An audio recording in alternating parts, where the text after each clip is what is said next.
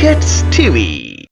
प्यारे बच्चों, आज मैं आप लोग को एक अक्लमंद मछली की कहानी सुनाती हूँ। एक गांव में छोटा तालाब था जिसमें बहुत मछलियाँ रहती थी।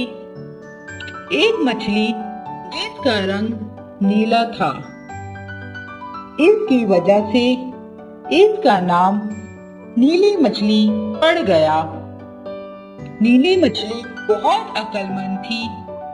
वो जो कोई भी काम करती बहुत सोच समझकर करती थी। एक दिन इस तालाब के पास दो मछेरे आए और एक मछेरे ने कहा, ओहो, देखो तो कितनी सारी मछलियां हैं। कल हम आएंगे और इन सब मछलियों को पकड़ ले जाएंगे। ये बात नीली मछली ने सुन ली और वो जाकर दूसरी मछलियों को सुनाने लगी। दूसरी मछलियाँ नीली मछली पर हंसने लगी और कहने लगी कि अगर तुम्हें जाना है तो जाओ, हम सब यहीं रहेंगे। इसी रात अक्लमंद मछली तालाब छोड़कर छोटी झील के जरिए नदी में चली गई। दूसरे दिन वो मछेरे आए और तालाब की सारी मछलियों को पकड़कर ले गए।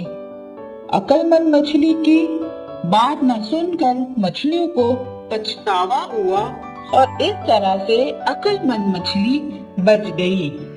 इसलिए बच्चों, हमेशा अक्ल से काम लेते हैं। प्यारे बच्चों, आज मैं आप लोग को एक बंदर की कहानी सुनाती हूँ जिसका नाम टिल्लू था। टिल्लू बंदर एक दरख्त से दूसरे दरख्त पर तेजी से छलांग लगाते हुए अपने आप से बोल रहा था, जल्दी जल्दी कर टिल्लू, जल्दी, रात होने से पहले तुझे घर पहुँचना है, वरना अम्मी की डांट सुननी पड़ेगी। बचाओ बचाओ, अरे कोई है जो मेरी मदद करे, मुझे इस गड्ढे से बाहर निकाले। अचानक टिल्लू बंदर के कानों में आवाज आई। टिल्लू आवाज की सिमत बढ़ा और इधर उधर देखने लगा, मगर इसे कोई नजर नहीं आया। अचानक इसकी नजर घड़े की तरफ गई तो वहाँ एक शेरनी फंसी हुई दिखाई दी। टिल्लू ने डरते हुए कहा, ये क्या रानी शेरनी, तुम यहाँ कैसे फंस गई? मुझे नहीं पता टिल्लू भाई, मेरे बच्चे भूखे थे, मैं तो जल्दी जल्दी जा रही थी। इस घड़े पर बहुत सारे पत्ते पड़े हुए थे, मैंने जो ही यहाँ छलांग मारी तो एकदम से इसमें गिर गई।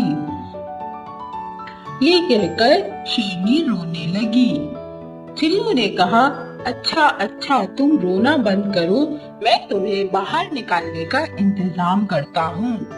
टिल्लू कुछ ही देर में कहीं से रस्सी ढूंढ लाया और कहा, ये लो, इसे मजबूती से पकड़ो और बाहर आ जाओ।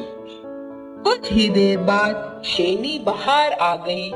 जैसे ही शेरनी बाहर आई, टिल्लू बंदर डर के मारे दरख्त पर चढ़ गया कि कहीं शेरनी इसे ही ना खा जाए।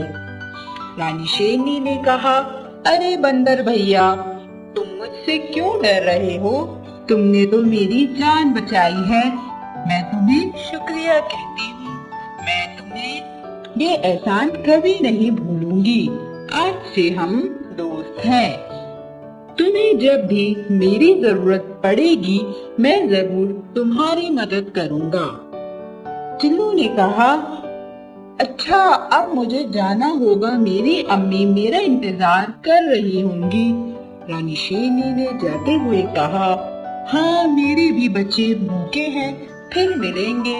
वो दोनों एक दूसरे को खुदाफिज कहकर अपनी अपनी राह चल दिए। कई दिन ऐसे ही गुजर गए। दोनों की आपस में मुलाकात नहीं हुई, मगर एक रोज रानी शेरनी ने वाकई अपने दोस्त के एहसान का बदला चुकाया। हुआ यूं कि इस जंगल में एक चीता भी रहता था, जो छुप छुप कर जानवरों का शिकार करता था। एक बार शिकार तलाश करते हुए वो एक दरख्त पर चढ़ गया, जिस पर टिल्लू का बड़ा सा घर भी था। इस वक्त टिल्लू बंदर अपने घर की टहनी पर लेटा अखबार पढ़ रहा था और इसकी अम्मी किचन में फ्रूट चाट बना रही थी। चीते ने इन्हें देखकर होठों पर जबान फेरते हुए कहा, वाह दगड़ू चीते, आज तो पार्टी होगी पार्टी। दगड़ू आहिस्ता आहिस्ता आगे बढ़ा और एकदम से टिल्लू पर हमला करके इसे अपने पंजों में दबोच लिया। दगड़ू चीते ने गुस्से से कहा, अब तुझे कौन बचाएगा बंदर की औलाद? बचाओ बचाओ, अरे कोई तो इस जालिम चीते से मेरी जान बचाए।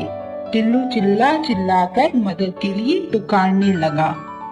अचानक खुद को छुड़ाने की कोशिश में इसकी टांग फिसल गई और वो सीधा नीचे जा गिरा। दगड़ू चीता भी फौरन छलांग मारकर नीचे आ गया और आहिस्ता आहिस्ता बंदर के पास आते हुए कहने लगा, अब तो तुम्हारी टांग भी टूट गई, भाग भी नहीं सकते तुम। लेकिन अचानक से दगड़ू रुक गया और डरते हुए कहने लगा, रानी तुम मेरे रास्ते से हट जाओ। रानी ने कहा, नहीं नहीं हटूंगी। तुम्हें नहीं पता तुमने किस पर हमला किया है? मेरे दोस्त पर हमला किया है। टिल्लू मेरा दोस्त है, एक बार इसने मेरी जान बचाई थी। फिर रानी ने दगड़ू को बहुत मारा, इतना मारा कि वो दम दबा के वहाँ से भाग गया। टिल्लू बंदर ने रानी शेरनी का शुक्रिया अदा किया। रानी ने टिल्लू से कहा, अरे नहीं टिल्लू भाई, ये तो मेरा फर्ज था। प्यारे बच्चों, इस कहानी से हमें सबक मिला कि अपने दोस्तों को मुश्किल के वक्त अकेला नहीं छोड़ना चाहिए। इनकी मदद करनी चाहिए, चाहे जितनी ही बड़ी मुश्किल हो, हमेशा इनका साथ देना चाहिए।